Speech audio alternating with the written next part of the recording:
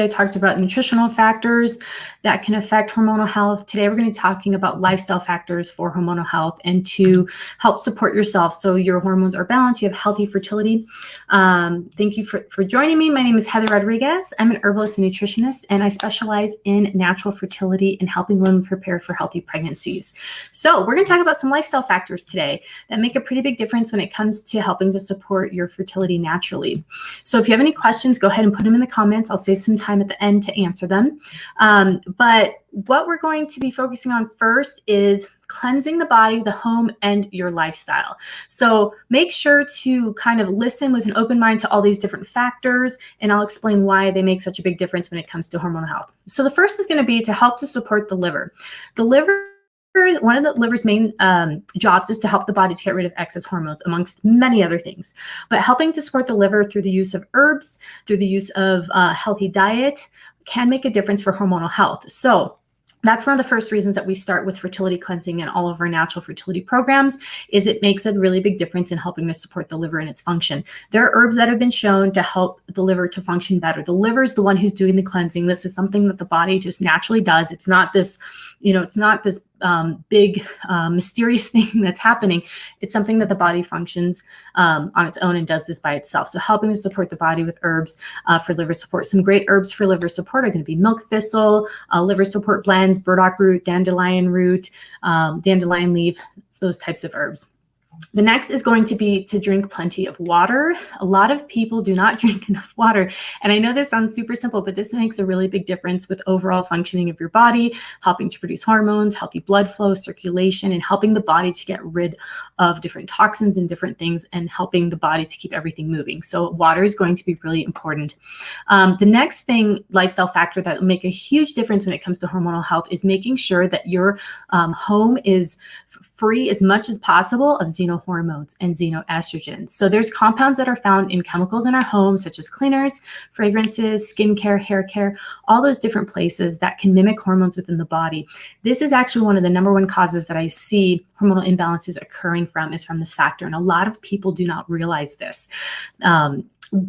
When you look at ingredients that are allowed in the United States compared to other countries such as Europe, the list is dramatically different in what is allowed here. And some of the chemicals that are in our cleaners, such as our counter cleaners, our soaps, hair dyes, skincare, all that stuff, are not allowed in Europe because of the effect they can have on the body. They can mimic hormones.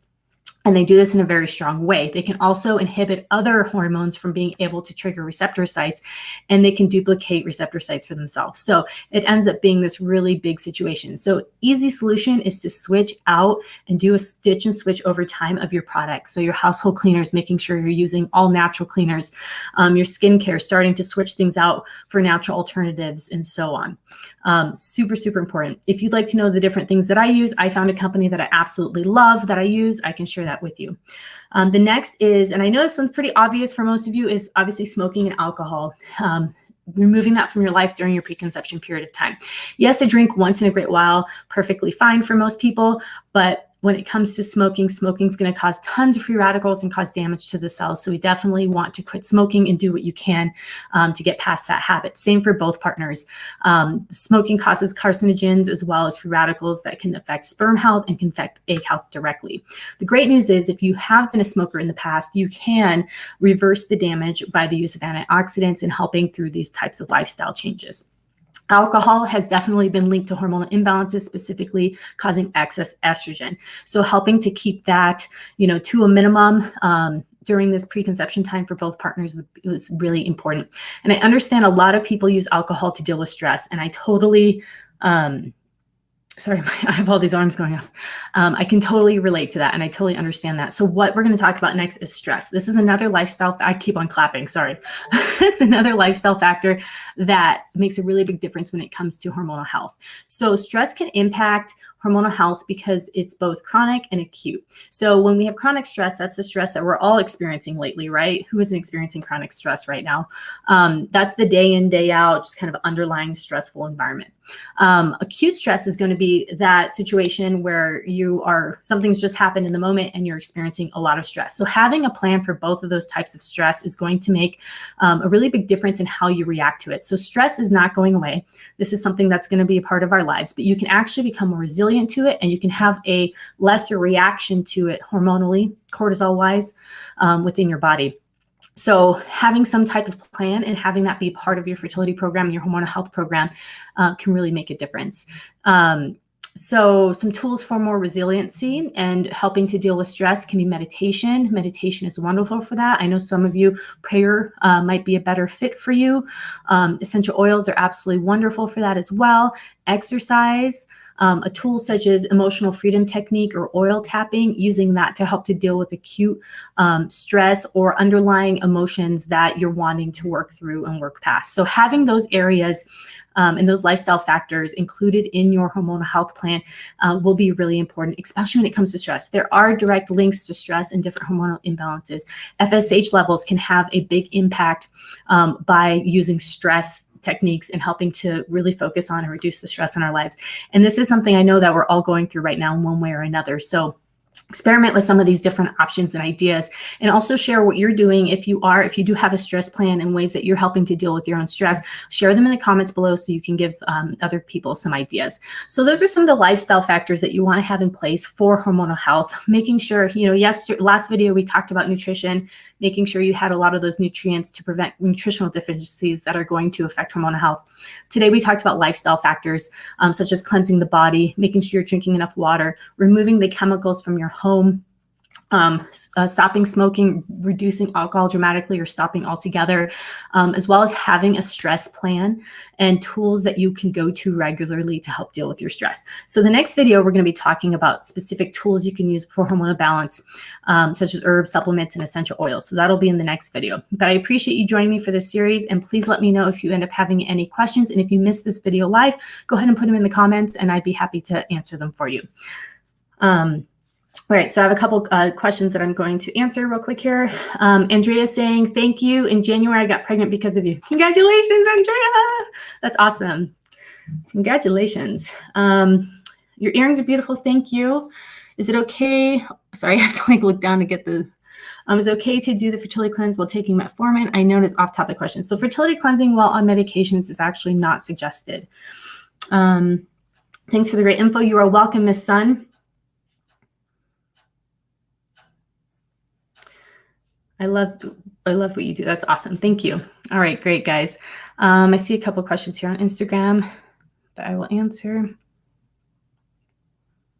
Can myo-inositol be used during the period or throughout the month? Throughout the month. Hey there. Hey, Nicole. How's it going? Great. So if you guys have any other questions about hormonal health and ways to support yourself naturally, make sure to check out tomorrow's video.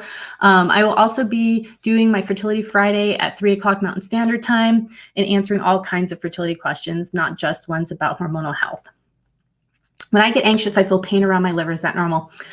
I don't know. It might be for you. When I get anxious, I feel it in my chest and I get like shortness of breath, but I think everybody probably feels stressed differently.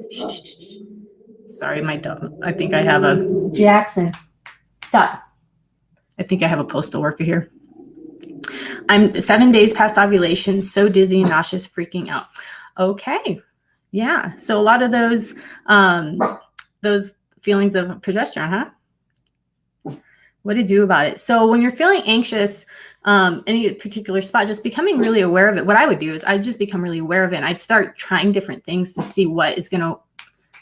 Jackson, come here. Come here. Come here. Everyone needs to see you now. And just try to figure out kind of what works the best for me to help deal with that. You guys have to, come here, Dex. You have to meet this little booger butt. Ooh, come here. Oh, all right. And finding, since he's going to be a brat, we'll just bring him on. And trying to figure out what works best for you. So just like maybe making a list and like, okay, I'm going to try, I might try meditation, or I'm going to try going for a walk, or I'm going to try taking a nap, or whatever. I'm going to try this essential oil and seeing how it works for you so that you can kind of start building a list of go-tos and tools to go to figure out how to deal with your anxiety. Early bloomer saying, I'm starting an IV cycle. An IUI cycle next month. That's so exciting. That's awesome. Great. Okay, I'm interested in the fertility cleanse. How can I get info on it? So there's a couple ways to learn about the fertility cleanse. You can go to fertilitycleanse.com. That's where my fertility cleanse guide is, and you can download that. It goes into great depth on fertility cleansing, how to support the liver, how it supports uterine health, and all of that. You can also go to naturalfertilityshop.com if you're just ready to get it. That's where you can buy it from.